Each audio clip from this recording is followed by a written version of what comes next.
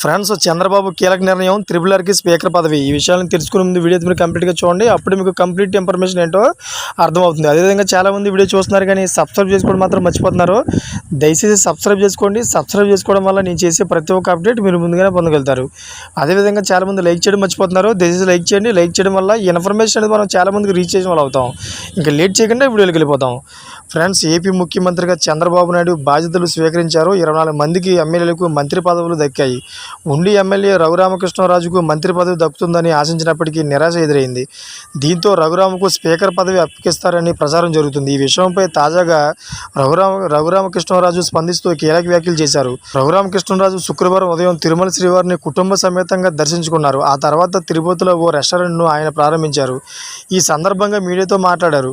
ఇవాళ ప్రారంభమైన G7 రెస్టారెంట్లో నా పేరిట పెట్టిన RRR ఇడ్లీని ప్రారంభించారని తెలిపారు. అయితే 4.5 సంవత్సరాల సుదీర్ఘ పోరాటం తర్వాత ఘన విజయం సాధించాం. ఎమ్మెల్సీ వ్యవస్థ వద్దు, శాసనసభని రద్దు చేస్తానని చెప్పిన జగన్మోహన్ రెడ్డి నేడు శాసనసభే కావాల్సి వచ్చింది.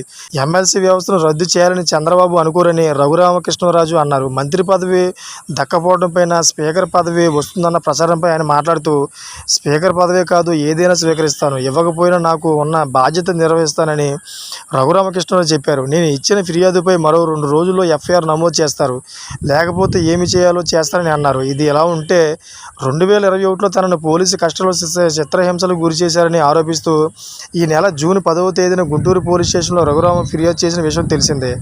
మాజీ CM Jagan, CID chief PV Sunil Kumar ఇతర అధికారులపై హత్యాయత్నం కేసు నమోదు చేయాలని ఆయన ఫిర్యాదులో పేర్కొన్నారు. Thanks for watching friends.